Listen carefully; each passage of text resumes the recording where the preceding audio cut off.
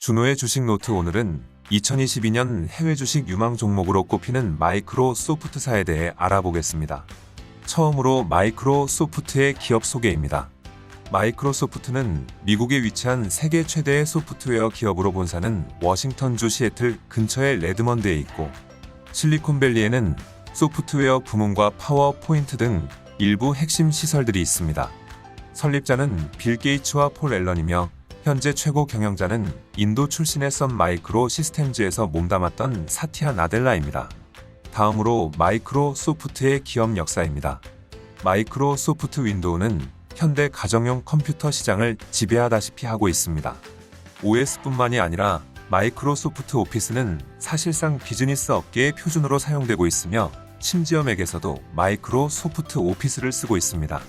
엑스박스로 콘솔 게임 업계에 도전장을 내밀기도 했고, 후속작인 엑스박스 360에서는 콘솔 1인자였던 닌텐도를 누르고 2위로 부상하기도 했었습니다. 운영체제 분야만이 아니라 오피스 업계까지 섭렵한 데다가 마우스, 키보드 같은 하드웨어도 제조하고 있습니다. 그 외에 비비가 주력인 분야라 잘 와닿진 않겠지만, 그 당시 마이크로소프트에서는 AWS와 함께 클라우드 분야에서 투톱이었으며 이미 매출은 윈도우즈를 뛰어넘었다고 합니다.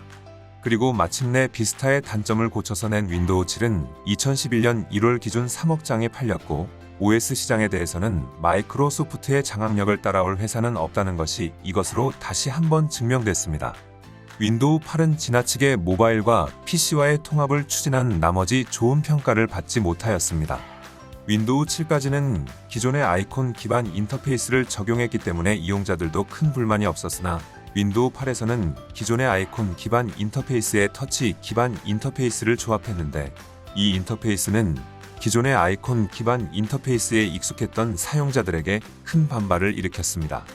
이 때문에 초반에는 윈도우 비스타보다도 점유율이 낮을 정도로 고전을 면치 못하였습니다.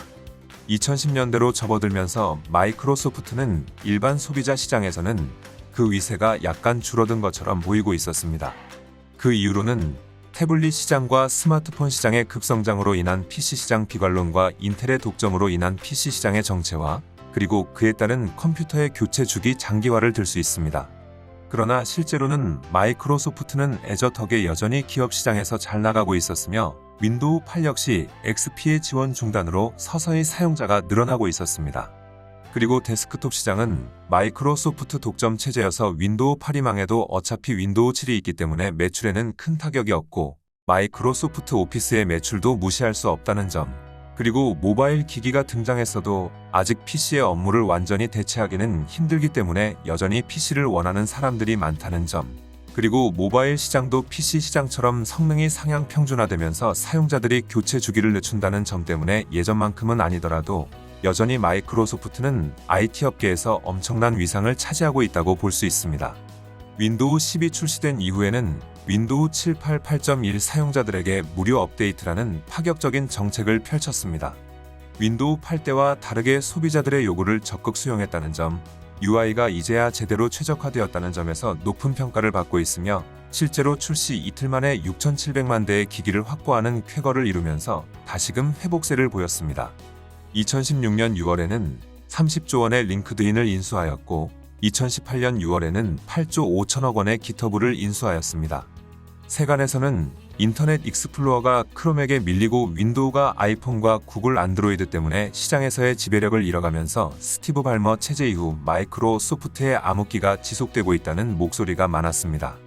그러나 새로운 CEO인 사티아 나델라의 지휘 아래 마이크로 오피스를 iOS 및 안드로이드에도 출시함과 더불어 WSL이라는 이름으로 리눅스 환경을 포용하고 클라우드 컴퓨팅에 공격적으로 투자를 한 전략이 크게 성공해 2018년 현재는 완벽한 재기에 성공하고, 애플, 구글, 아마존과 함께 MAJ로 불리며 실리콘밸리의 중심에 다시 진입했다는 평이 많았습니다.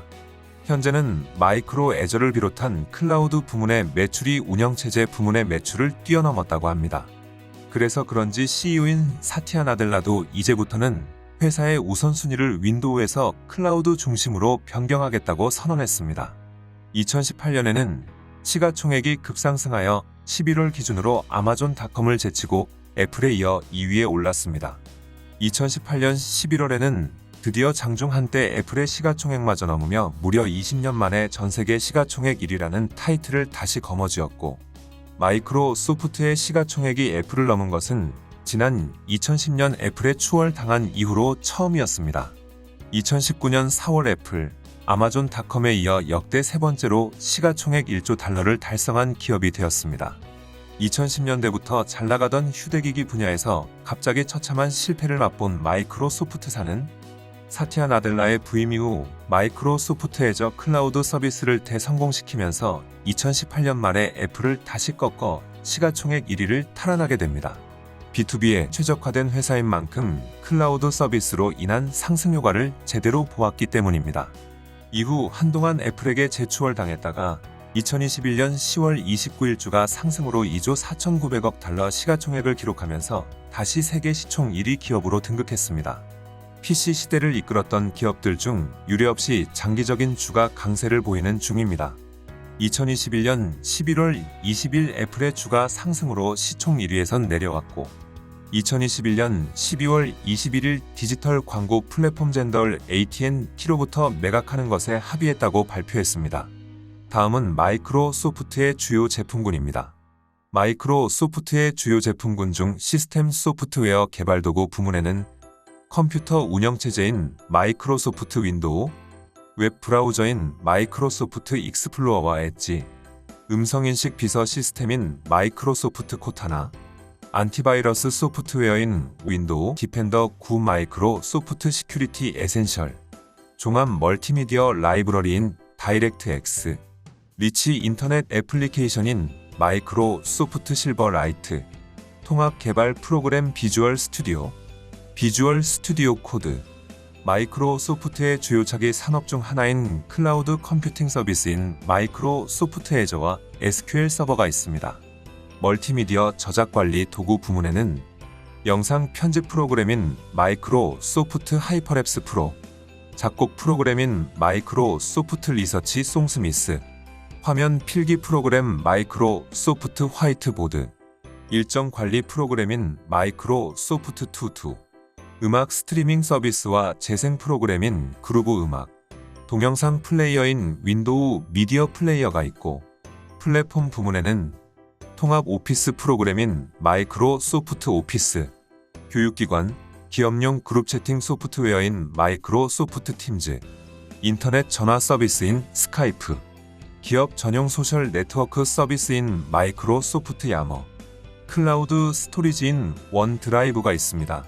웹사이트 부문에는 공식 홈페이지인 마이크로소프트, 포털 사이트인 MSN, 검색 엔진인 빙, 2016년 6월에 인수한 비즈니스 SNS인 링크드인, 2018년 6월에 인수한 소스 코드 저장소 및 개발 협업 플랫폼 기터브가 있고, 비디오 게임 부문에는 게이밍의 넷플릭스를 꿈꾸는 마이크로소프트의 게임 구독 서비스인 엑스박스 게임 패스와 마이크로소프트 솔리테어 콜렉션, 마이크로소프트 트레인 시뮬레이터, 마이크로소프트 플라이트 시뮬레이터, 마인크래프트, 미드타운 매드니스 1, 2, 3, 주타이쿤, 에이지 오브 엠파이어 시리즈, 에이지 오브 미솔로지, 헤일로 시리즈, 기어스 오브 워 시리즈, 포르자 모터스포츠, 포르자 호라이즌, 라이즈 오브 네이션즈, 시 오브 시브즈, 크랙다운 3가 있습니다.